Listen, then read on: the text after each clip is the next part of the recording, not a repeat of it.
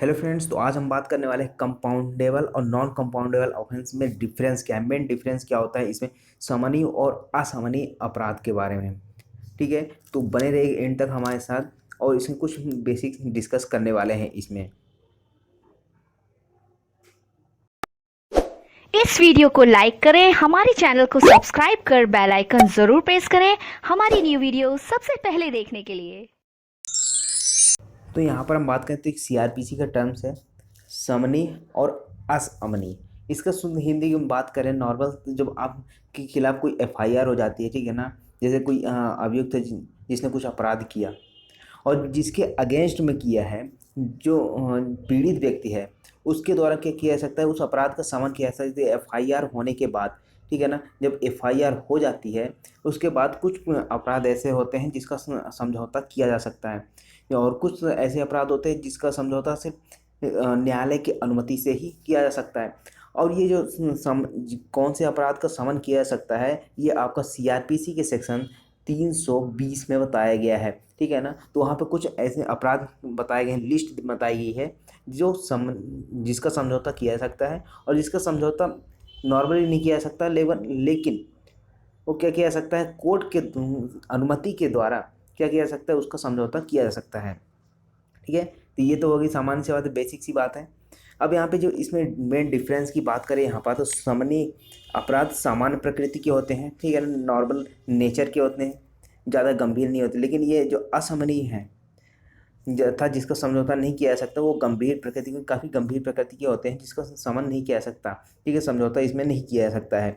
और दूसरे बात यहाँ पे करें समन की, समनीय अपराध की, एक समन होता है कि आपको नोटिस देना, ठीक है ना, और ये दूसरा समन है कि यहाँ पे समझौता करना, दोनों काफ़ी डिफरेंस है।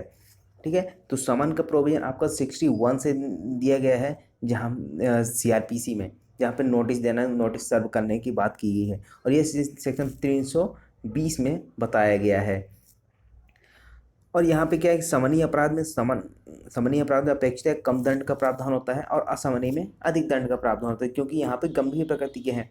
और समनीय अपराधों में पक्षकार कुछ परिस्थितियों में स्वतः तथा कुछ परिस्थितियों में न्यायालय की अनुमति से समझौता कर सकते हैं, जबकि असमनीय अपराधों में किन्हीं भी परिस्थितियों में समझौता नहीं किया सकता था।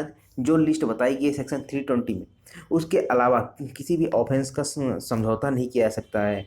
ठीक है, तो यहाँ पर 320 में एग्जॉस्टिव लिस्ट दी गई है। ठीक है ना, यहाँ पे जितनी बताई, जितने अपराध यहाँ पे बताए, जितनी लिस्ट दी गई है, उसी का ही समझौता किया जा सकता है, या तो आप स्वतः किया जा सकता है या फिर न्यायालय की अनुमति से किया जा सकता है। अब यहाँ पे कुछ अपराध डिस्कस कर लेते हैं जो न्यायालय की अनुमति के बिना ही क्या किया जा सकता है, उसका समझौता किया जा सकता है, और कुछ ऐसे अपराध हैं जो न्यायालय की अनुमति से समझौता किया जा सकता है।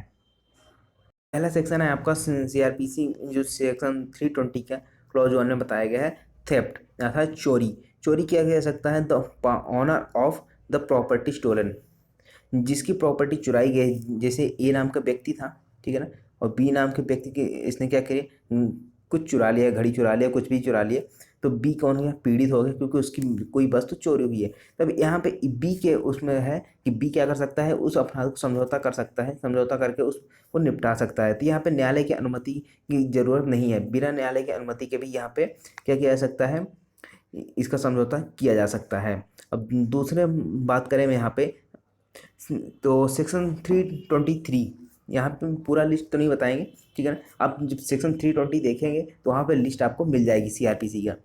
यहाँ पे एक सेक्शन है वॉलंटरी कॉजिंग हर्ट, स्वेच्छा उपाधि कारित करना। तो यहाँ पे क्या है, the person to whom the hurt is caused, जिस पर्सन को हर्ट किया गया है, ठीक है ना, उसके द्वारा इसका समझौता किया जा सकता है, वो भी बिना न्यायालय की अनुमति के। ठीक है, अब हम बात करें यहाँ पे न्यायालय की अनुमति से ऐसे कौन से अपराध हैं जिसको वो किया जा सकता है। सेक्शन 312 आईपीसी का जो सेक्शन है, वो कॉजिंग मिस कैरी से बताता है, अर्थात गर्भपात कारित करने से संबंधित यहाँ पे है। तो the women to whom miscarriage is caused, जिस महिला की क्या किया गया है, गर्भपात कारित किया गया है, उसके द्वारा क्या किया जा सकता है, उसका समझौता किया जा सकता है। उसके बाद है आपका एक सेक्शन है 494 कि marrying again during the life time of husband और वाइफ, यदि पति या पत्नी के होते हुए भी कोई दूसरा विवाह कर ले, ठीक है ना, पति है तो यदि मान लीजिए पति के होते हुए पत्नी के दूसरा विवाह कर लिया, या फिर पत्नी ने पति के होते हुए दूसरा विवाह कर लिया, तो यहाँ पर भी क्या किया जा सकता है, द हस्बैंड और wife of the person so marrying, यहाँ पे क्या किया जा सकता है, उसके द्वारा समझौता किया जा सकता है, जो विक्टिम है यहाँ पे उसके द्वारा क्या किया जा सकता है, समझौता किया जा सकता है। तो आई होप आपको ये समझ में आया होगा कि सामान्य अपराध और असामान्य अपराध में मेन डिफरेंस क्या है।